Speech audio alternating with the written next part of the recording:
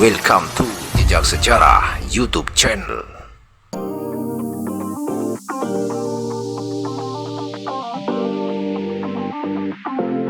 Assalamualaikum warahmatullahi wabarakatuh. Jumpa kembali di channel Jejak Sejarah. Pada video kali ini, Jejak Sejarah akan mengangkat kisah Pangeran Sambernyowo, penggal kepala musuh, untuk dipersembahkan kepada istrinya. Kisah perlawanan Pangeran Sambernyowo atau Raden Mas Said atau Mangkunegoro I dikenal merepotkan serdadu VOC. Pasukan VOC pernah mengalami kekalahan besar dalam peperangan dahsyat di hutan Seto Kepiak, Rembang. Dalam babat KKGPAA Mangkunegoro I atau Pangeran Sambernyowo, terbitan Yayasan Mangadeg Surakarta dan Yayasan Centini Yogyakarta, diceritakan perang ini terjadi pada tahun 1756 saat RM Said berusia 30 tahun. Perang ini adalah perang melawan dua detasmen VOC pimpinan Komandan Kapten Van der Pol dan Kapten Beymen di sebelah selatan Rembang, tepatnya di hutan Sitak Kempiak.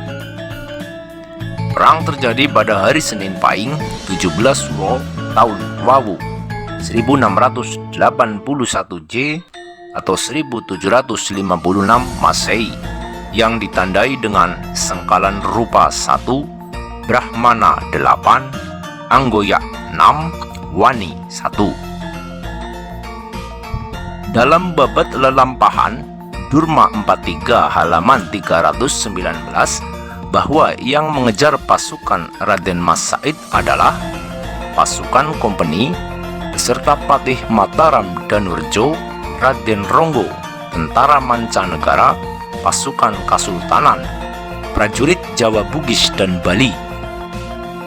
Gabungan pasukan ini yang mengejar pasukan Raden Mas Said sampai di hutan Sitak Kempiak, Rembang.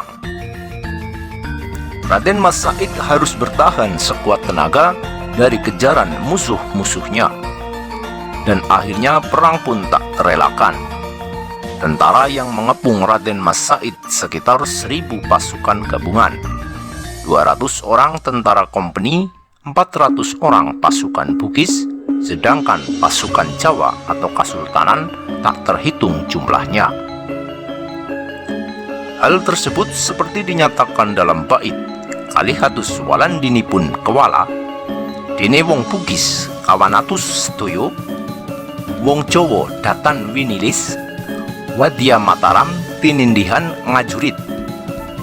Pada hari pertama peperangan yang terjadi sampai 7 kali, pasukan Raden Mas Said dibuat kocar-kacir. Diibaratkan seperti disapu air bah yang maha dahsyat. Semangat pasukan perangnya telah hilang. Hanya Raden Mas Said sendiri yang masih tegar.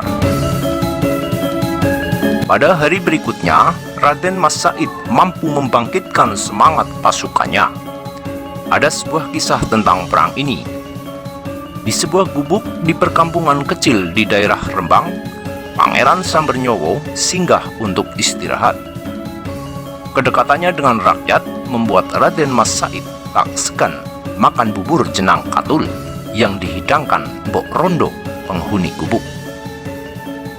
Sementara ratusan tentara kompeni mulai menyebar dan mengepung setiap sudut kampung. Saat jenang katul masih panas, Pangeran Sambernyowo menyendoknya tepat di bagian tengah lalu memakannya. Tentu terasa sangat panas.